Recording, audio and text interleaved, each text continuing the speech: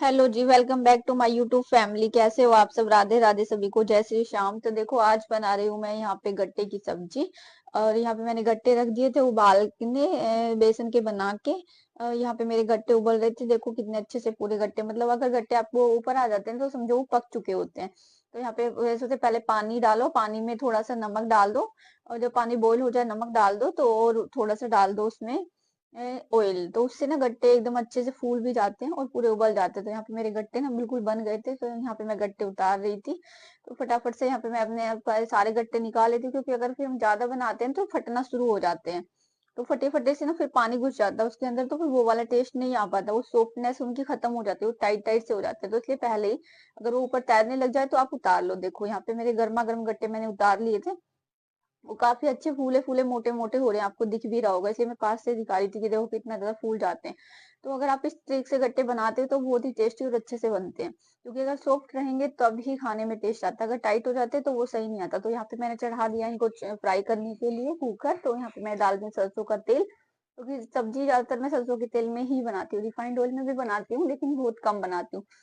तो यहाँ पे मैंने सरसों का तेल गर्म करने के लिए रख दिया था, कि वो ना डबल गरम करना होता है। एक बार गरम करती हूँ, फिर उसको थोड़ा ठंडा करती हूँ, फिर गरम करके तब उसमें तड़का लगाती हूँ। तो यहाँ पे मैं कर रही थी छोंक की तैयारी। फटाफट से मैं यहाँ पे काट रही थी आलू, मतलब लहसुन प्याज हम नहीं खाते हैं।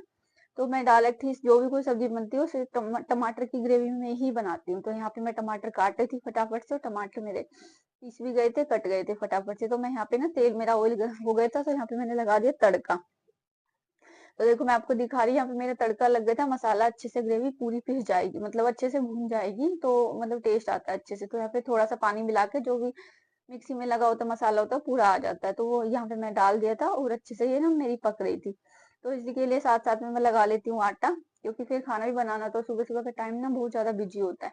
तो साथ में मैंने दूसरा फ्राई रख दिया, वो इसलिए रख दिया कि जो भी गट्टे मेरे बने थे उनको फ्राई करने के लिए। तो वो मेरे सारे फ्राई हो गए थे, साथ में मेरी सब्जी इधर बन रही थी, इधर मैंने आटा लगा के चपातियां सेकना शुरू कर दी। तो सबसे पहले भगवान जी की चपाती मेरी बन गई थी, क्योंकि सबसे पहले फर्स्ट रोटी मेरे को उनको भोग ही लगाना होता है। देखो यहाँ पे मेरे गट्टे कितने अच्छे से बन के तैयार हो गए थे पूरे।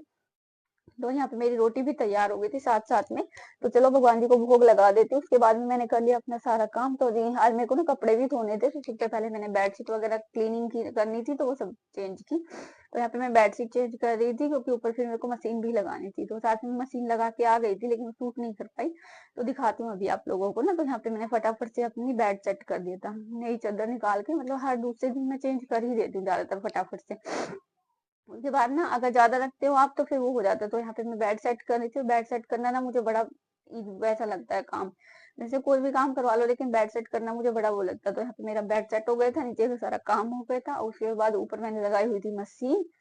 तो देखो साथ साथ में मैंने मशीन लगाई हुई थी, दिखा देती हूँ आपको। एक साइड में मेरे कपड़े चल भी रहे थे, और साइड में मैंने एक मशीन लगाई हुई थी, तो ताकि कपड़े मेरे धुल जाए। काफी सारे कपड़े थे, देखो नीचे भी काफी सारे कपड़े मेरे पड़े हुए हैं।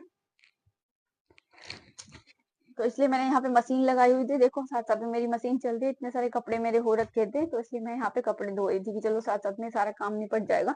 क्योंकि कपड़े ना धोने भी इतने ज्यादा हो जाते हैं, वैसे तो ठंड खत्म ही हो गई, यहाँ पे बारिश